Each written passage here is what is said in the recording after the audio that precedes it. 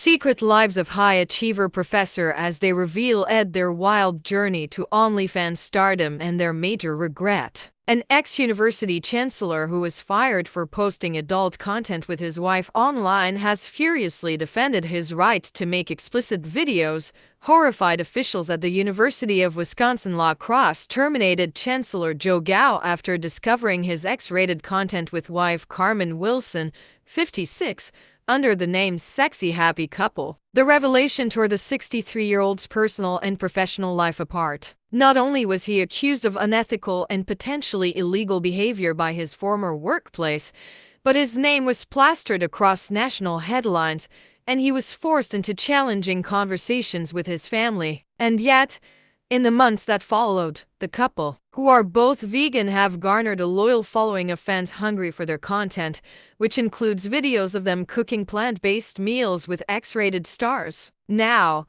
as Gao fights for his right to retain a tenured position at the university, the pair has opened up about spending $80,000 on their hobby, their surprise at finding viral fame, and how their only regret is not speaking to their relatives first. On paper, Gao was the University of Wisconsin-La Crosse's most successful chancellor. He oversaw 10,700 students and 1,450 faculty and staff, managed an annual budget of $95 million, and crucially, he kept enrollment numbers high when admissions to colleges nationwide were falling. But last December, his life was turned upside down when an anonymous source forwarded adult videos he had made with Wilson to the president of the UW system. Gao and Wilson, who retired from her own career in academia before the scandal, claimed to have romps around 6 nights a week and create videos with titles such as Juicy Anniversary and Bedroom Shenanigans.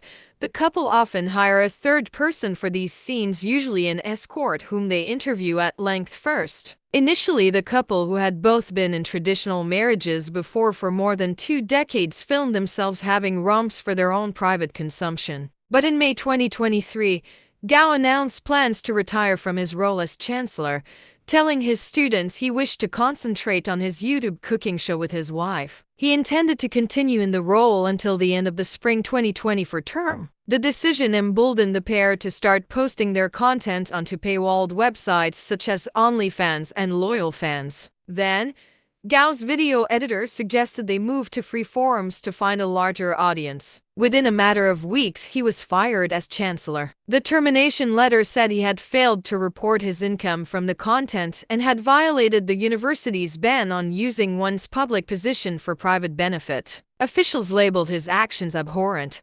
Now, they're attempting to fire him again as a tenured professor in communications. It is notoriously difficult to have tenured academics fired and requires just cause such as X-assault, DV, and X-harassment. Tenure exists so that faculty can challenge social mores and raise questions and do things that are controversial and oftentimes unpopular, claims Gao. After 3 weeks of deliberations guided by a UW system attorney, the hearing committee moved to escalate Gao's case to the Board of Regents. Now he is furiously fighting back as he insists it is his First Amendment right to publish X-rated content online. "We're in this for the long run, and we look forward to a public hearing," said Gao. "It really is kind of suffocating at some level to just not be able to be who you are. We put out some videos on OnlyFans and Loyal Fans in November of last year, and no one cared. It got like 3 people who might have watched our videos." He added the decision to upload their content to public porn websites, and Gao's subsequent sacking transformed the couple into overnight celebrities. Within 24 hours, one clip amassed 10,000 views. The day after, it reached 100,000. The pair briefly catapulted to the number 2 OnlyFans creators in North America, while a local brewery in Wisconsin created a hot for Chancellor fruited sour beer. Some 186 cases sold out in 40 minutes. A group of students also flew a flag with an image of Gao performing oral on Wilson. They have since removed videos from free platforms and instead charge between $7.99 to $9.99 a month for their OnlyFans content. In all, they estimate they have made $77,000 in total but have spent $80,000 making the videos. Gao said we were really surprised by our popularity because this is just two middle-aged people having acts and it's nothing violent or bondage or anything that's that unusual. He added some fans have described their videos as wholesome. They admitted that they realized their content was not going to be received well by fellow academics but did not expect to gain so much attention.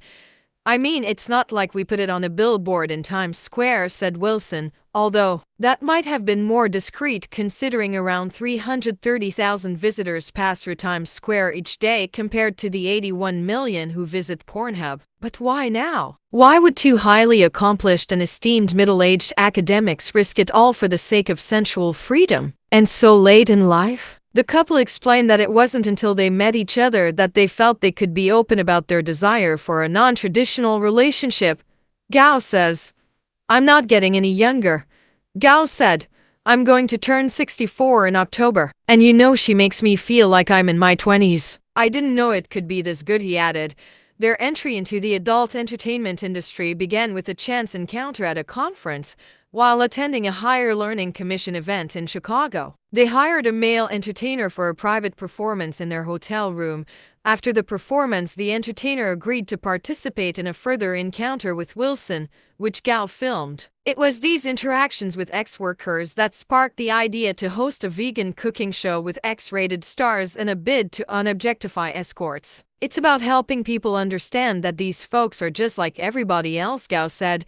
They insist they don't regret their decision to go public, but they do regret how it impacted their families. Wilson is a grandmother and only recently back on speaking terms with her own mom and her daughter. She says, "I'm not surprised that it was shocking and that it was hard for them. My mom in particular, you know, she's going to be 83 years old this month." However, Wilson admitted that her grandmother started to learn how other people were viewing this as sex positive.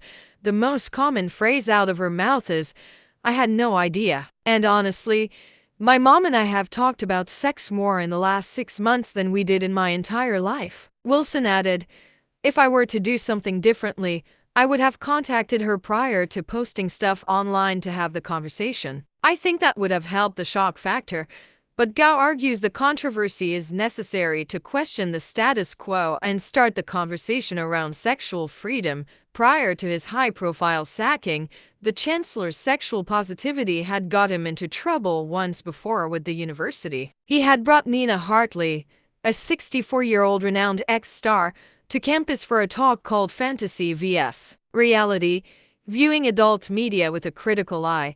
UW La Crosse School had a course designed for education majors who want to teach sex education called Zool Health Promotion, and in the time prior to Nina Hartley coming. But the university faculty fell into an uproar. Gao insists Hartley's appearance wouldn't have been a big deal had it not been for the media circus around it. Today, the couple embrace their role as Zool freedom fighters and feel intent on breaking the taboo around intimacy.